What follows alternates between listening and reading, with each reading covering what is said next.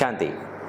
प्रजापिता ब्रह्मा कुमारी ईश्वरी विश्वविद्यालय में आज ज्ञान मंथन स्टूडियो के तरफ से आज हम आए हैं तमिलनाडु। जी हाँ, तमिलनाडु में एक स्थान है जिसका नाम है तिरुनेलवेली। जी हाँ, जहाँ की संचालिका भुवनेश्वरी बहन हैं। पिछले 35 सालों से आप ईश्वरीय सेवाएं दे रही हैं और करीब 22 सालों से समर्पित होकर अपनी जीवन निर्वाह कर रही हैं, बल्कि जीवन सफल कर रही हैं। जी हाँ, जन जन के लोगों को यहाँ पर मैसेज देना, करीब 60 गीता पाठशालाएँ चलाती हैं, सेंटर चला रही हैं, समर्पित रूप से अपनी सेवाएं दे रही हैं। आइए मिलते हैं एक ऐसी दिव्य आत्मा से जिनका नाम है भुवनेश्वरी।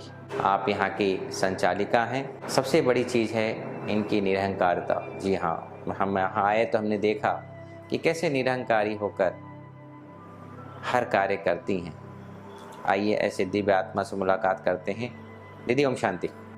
ओम शांति। दीदी, आपका जन्म कहाँ हुआ? तिरुनेलवेली में। आपकी पढ़ाई लिखाई? मैं MA BEd पढ़ी हूँ। दीदी, आप ब्रह्मा कुमारी के संपर्क में अचानक कैसे आए? अपने जीवन को समर्पित करने का लक्ष्य कैसे रखा? 1988 में मुझे लौकिक ब्रदर ने जाके छोड़ के आए। 7 दिन पिक्चर के बारे में उन्होंने बताया मुझे।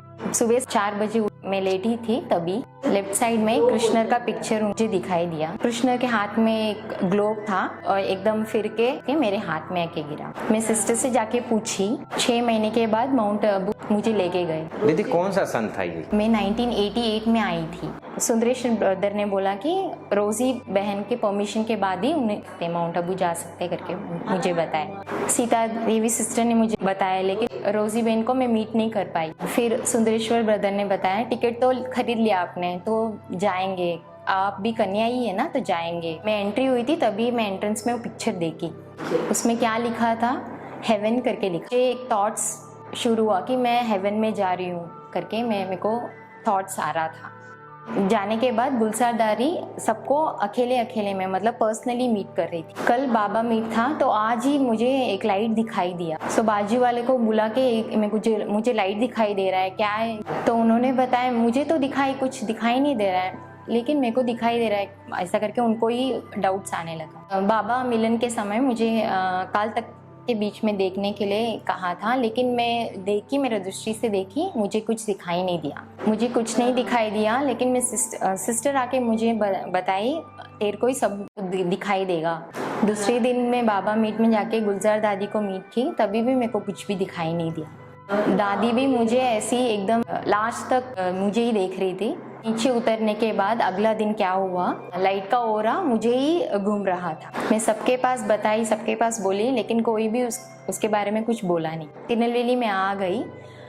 बस में और ट्रेन में मुझे ट्रैवल करना नहीं आता है, वो लाइट मुझे गाइड करके मेरे साथ ही आ रहा था। सब जगह मैं सोशल सर्विस करने के लिए मैं सब जगह जा रही हूँ। बाबा मुझे समझा रहे थे मुझे क्या क्या करना है। वो लाइट 7 चक्रों को क्लीन करते जैसे मुझे दिखाई देता है। मैं बस में चढ़ती हूँ, तभी भी जो नाया नहीं है तो अपने आप उठ के चले जाते हैं। मेरे बाजू में बैठते हैं तो वो लाइट और घूमते रहता है। इधर आने के बाद, तिरुनेलवेली में आने के बाद बस में ही मैं जाती थी सबको सोशल सर्विस करने के लिए। तेनकासी, अम्बा समुद्रम, शंकरन कोविल, सब जगह जाती हूँ। इधर मंदिर जाती हूँ तो भी उधर भी देखती हूँ क्या होता है। मंदिर बंद रहता है तो भी बाहर सब जन जाते हैं मंदिर बंद हो गया करके, लेकिन मैं खड़ी रह के मैं देखती हूँ, मुझे कुछ दिखाई देता है अंदर से। लिंग सब जन मंदिर बंद हो गया, सब चले जाते हैं, लेकिन मैं मंदिर के बाहर से देखती हूँ, तभी वो लाइट मुझे दिखाई देता है। वो लिंग से वो लाइट मुझे दिखाई देता है। मुझे जो भी प्रॉब्लम आता था, जो मुझे अपोज करते थे, उनको भी बाबा साक्षात्कार दिखाकर वो प्रॉब्लम सॉल्व कर देते हैं। आखिरी में तब क्या हुआ, 16 जन सरेंडर हुए थे, मतलब बाबा को मीट करने के लिए। यहाँ से कोई भी सरेंडर नहीं हुआ, ये गांव से कोई भी सरेंडर नहीं हुआ करके उन्हें क्वेश्चन किया। बहुत जन उधर के लोग ने क्या किया, मेरा नाम भुवनेश्वरी करके उन्होंने रोजी बहन से कुट्रालम बटी शुरू हुआ था, तभी 16 जन आए थे। 16 जन में कोई भी तिरुनेलवेली में से नहीं था। तो रोजी बहन जी ने मुझे रिकमेंड किया, मुझे आने के लिए कहा, लेकिन मैंने उनसे बोली नहीं, मेरी माता जी को मम्मी मेरे घर पे कोई देखभाल करने के लिए कोई नहीं है, इसलिए मुझे उनका देखभाल करना है। तो रोज़ी बहन ने पूछा आपका भाई कोई है क्या करके पूछा। हाँ मेरा भाई है। तो उन्होंने बोले भाई संभाल लेंगे तो आप इधर आ जाना, सोशल सर्विसेज में आ जाना। तो उन्होंने अनाउंस कर दिया मेरा नाम, भुवनेश्वरी फ्रॉम तिरुनेलवेली करके अनाउंस कर दिया। लाइट मुझे अपनी ऐसे ऊपर लेके जा रहा था। 16 जन सरेंडर हो गए। गीता सिस्टर वो भी तिरुनेलवेली से ही, मुझे भी और गीता सिस्टर को दोनों हाथ पकड़ के डांस करने शुरू कर दिए। वो 16 जन भी अभी नहीं है, घर चले गए। तिरुनेलवेली सेंटर में मैं और गीता सिस्टर सिर्फ हम दोनों ही अकेले हैं। आखिरी में मुझे ही नहीं पता चला मैं सेंटर में आ गई। पहले 3 महीने शंकरन कोइल में थी।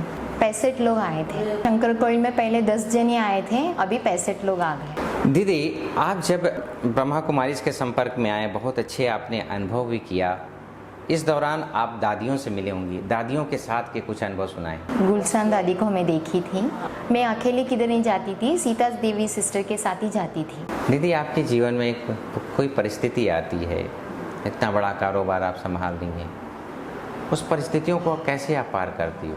प्रॉब्लम्स आती थी, लेकिन मम्मी के साथ ही तभी लाइट, स्टार जैसे लाइट मुझे दिखाई देता था। मेरे भाई सब आए थे, कोई भी कुछ कर नहीं पाया। इधर से मुझे दूसरा जगह भेजने के लिए ट्राई किए थे सिस्टर्स ने, लेकिन उनसे भी कुछ हुआ नहीं। एक टाइम 18 जनवरी में गई थी, मुझे ब्रह्म बाबा दिखाई दिए। सीता देवी गुजर जाने के बाद 13 दिन योगा किए, तो ब्रह्म बाबा उनके हाथ में क्राउन रखे थे, वो मेरे सर पे पिना रहे थे। बीनू सिस्टर मुझे बोले आप ही रहो इधर, बोल के चले गए। एक दिन सब जन योगा कर रहे थे, तब मैं भी फ्रंट में बैठी थी। सूचम वतन जैसा हॉल में पूरा लाइट भर जाता था। एक टाइम मैं भोग लेके जाती थी, तभी भी ऐसे ही होता था। ये जगह मिलने से पहले क्या हुआ था, नेलेपुर टेम्पल है ना, उनके सामने वाला आर्च दिखाई दिया था।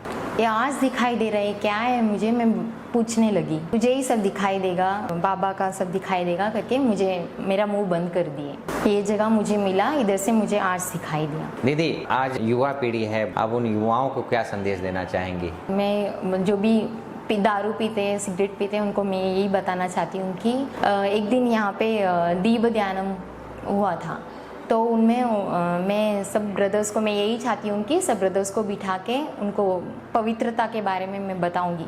इनबिल्ड करना चाहिए थॉट्स, मैं पीऊँगा नहीं, मैं अच्छा थॉट्स में पवित्रता हूँ, पवित्र शक्ति मेरे पास है, ऐसे उनका थॉट्स अपने अंदर आने के लिए मैं उनको ट्रेन करूँगी। और जब मैं पुलिस किसी को देखती हूँ तो स्टार दिखाई देता है, तो उनको स्टार को देख के स्टार से मुझे शक्ति दिखाई देता है करके मैं सबको यही बताऊंगी। मतलब दारू पीना नहीं चाहिए, सिगरेट पीना नहीं चाहिए करके वो थॉट्स अपने अंदर लाने के लिए मैं ट्रेन करती रहूँगी। आप पवित्र शक्ति अपने अंदर लेके आओ करके मैं बताऊँगी। दोस्तों, भुवनेश्वरी दीदी ने शब्दों की भाषा को कैसे अपनी भावनाओं के द्वारा आप तक पहुँचाया। जी हाँ, ये जीवन परोपकार का है, यह जीवन दूसरों को सुख देकर दुआएं कमाने का है। ऐसी है हमारी भुवनेश्वरी दीदी। इस एपिसोड में कुछ भी आपको ऐसी प्रेरणा शब्द आपको लगे, ज़रूर आप फीडबैक दें और इसके टैग्स में जाकर अपना फीडबैक दे सकते हैं। दोस्तों, भुवनेश्वरी दीदी किस प्रकार से यहाँ सेवाएं निर्माण होकर कर रही हैं, इनके जीवन में सदा ही एक ही लक्ष्य रहता है, बाबा की प्रत्यक्षता, बाबा की सेवा।